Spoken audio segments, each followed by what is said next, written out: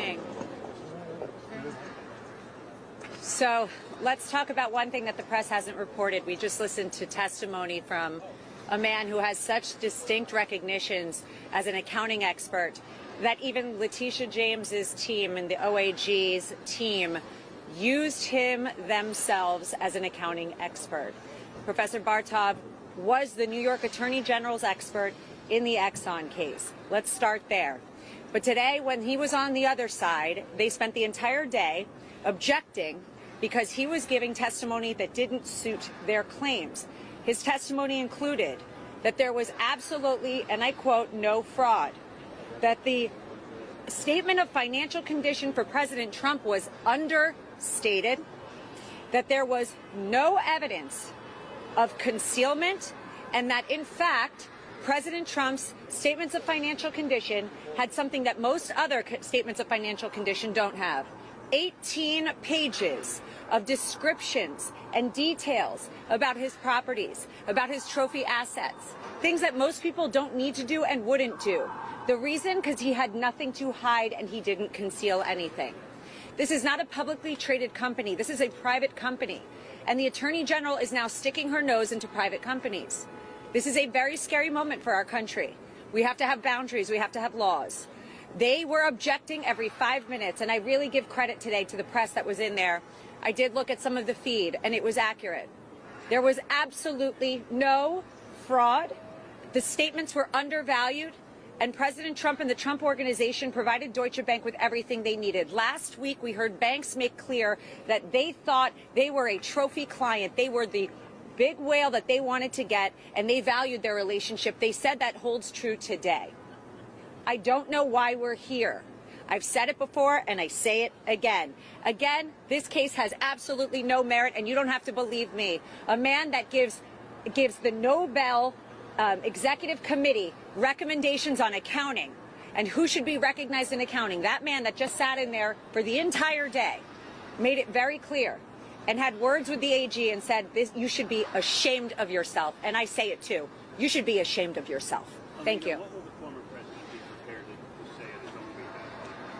I'm not going to speak about privileged information. At this time, the president is looking forward to taking the stand and once again making clear that he cooperated, he performed on his loans, they were paid ahead of schedule in some instances, always on time, and he was never in default. But somehow Ms. James needs to fulfill her political promise, so we're here, and he'll be addressing all of that on Monday. Don't forget, though, he's going on Monday with the judge's gag order still in place, so he can't speak about certain things. He has to be so careful.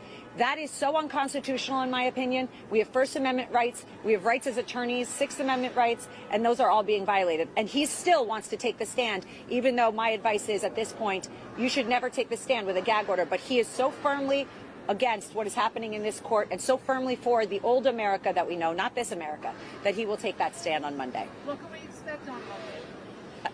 The same as we've heard.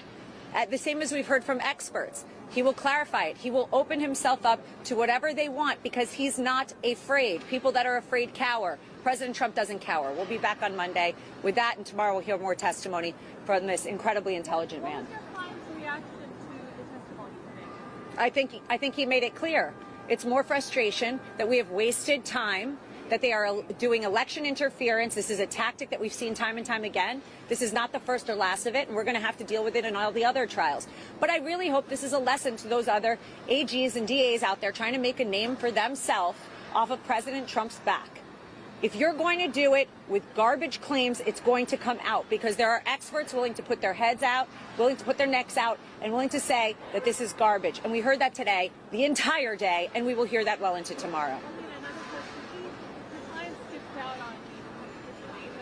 I don't speak about politics. I'm a lawyer. But no, with all the cases that are stacked against him, yeah. Does he still feel confident about Monday, the outcome of this case and everything that's... The outcome of this case was determined before we walked into court. Let's be clear. We're not walking into this court every day expecting that this judge is going to let us off.